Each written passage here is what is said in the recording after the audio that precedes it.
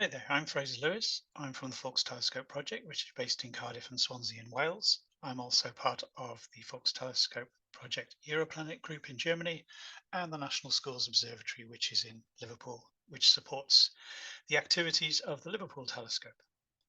Today, I'm going to be talking to you about some work we've been doing with exoplanets and with black holes.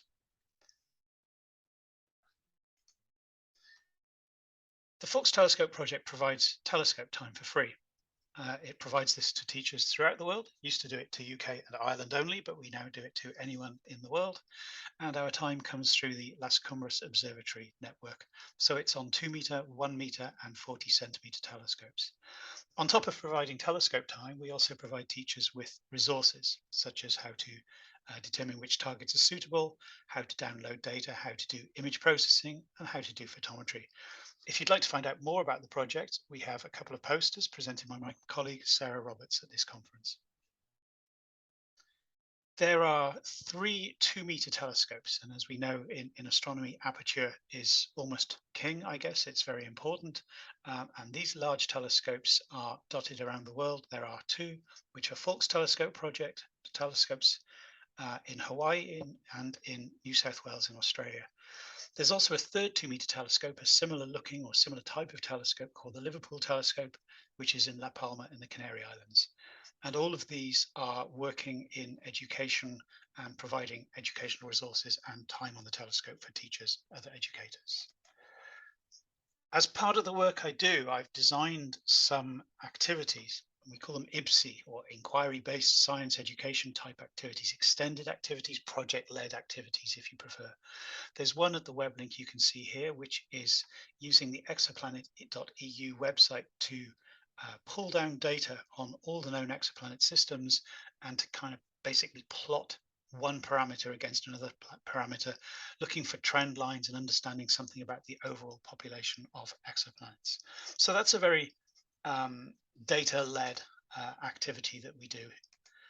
But another version or another thing that we've been able to do in the past is work with students and teachers to actually image exoplanets. So we image an exoplanet transit. We look at for the timing information from various websites online, and using those websites, we can determine which telescopes are suitable for which eclipses, which transits. We've built up a nice database and I think quite a good understanding of what makes a good transit if such a thing exists. The plot I show you there is a transit from about 10 years or so ago where some students worked on data. They collected their data, analyzed it, and they produced the dip that you see there on the graph. I'm working more these days with a group called GWIS Astronomy Modeling. We meet once a week around about 6 or 7 p.m. UT, if that makes sense, about 17 or 18 UT every Friday. And we have students and teachers from Chile, from the US, and from the Middle East, as well as myself here in Cardiff. And we help the students, or rather, the students probably help us, is probably a better way of putting it, with these research style projects. These are on things like open clusters, they're also on exoplanet transits and so on. My thanks go out to the people that are listed on the slide there, educators and our amazing students that are really taken this to heart and done very well with the work they've done. I know the subject here is black hole shadows. I think I've probably tried to sneak this one in. It's not specifically it's not specifically a black hole shadow, but this is an X-ray binary system. This is a black hole and a normal star, if you like, in a common in an orbit around a common center of mass.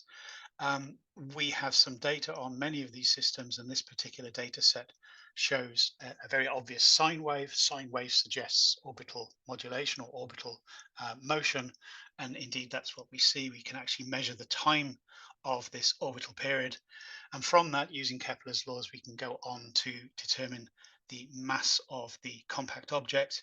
I don't want to give away too much, but if you know that there's a maximum mass for neutron stars, this one tends to come out quite a bit above that, which takes us to a very nice conclusion around black holes. It's part of a broader project, a bigger project I've been working on for many years with Rosa Duran, a colleague and friend of mine in Nucleo in Portugal, called Black Holes in My School.